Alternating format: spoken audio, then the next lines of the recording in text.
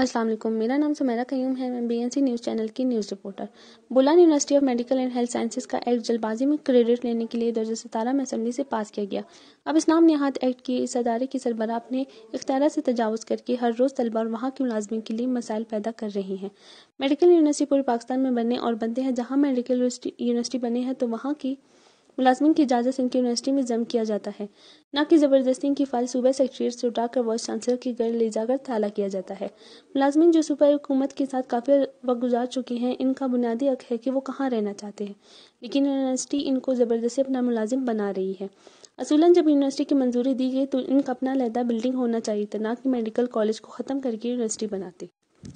السلام علیکم، میں شمائلہ اسماعیل، سینٹرل کمیٹی ممبر بلوچستان نیشنل پارٹی اور chief executive Balochistan news channel.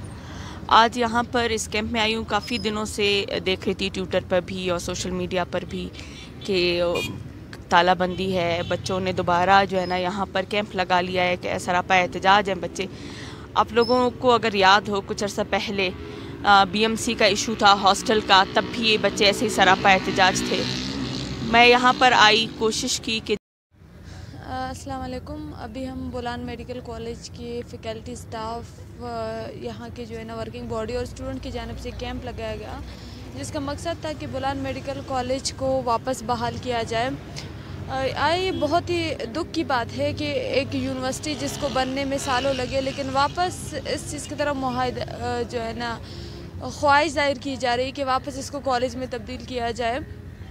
افسوس سب سے پہلے میں بلوچستان نیوز چینل کا شکریہ ادا کرتا ہوں کہ وہ ہمارے کیمپ میں آئے اور ہمارے آواز کو دنیا تک پہنچانے میں ہمارے مدد کیا۔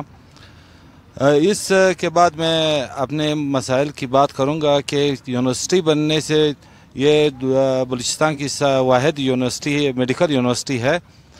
یونیورسٹی بننے سے ہم یہاں کے ملازمین کو جو ہے نا بہت سے مشکلات کا سامنا کرنا پڑا، خاص کر رجسٹرار اور VC کے رویے نے۔ سمیرہ قیوم، BNC نیوز چینل، کوئٹہ۔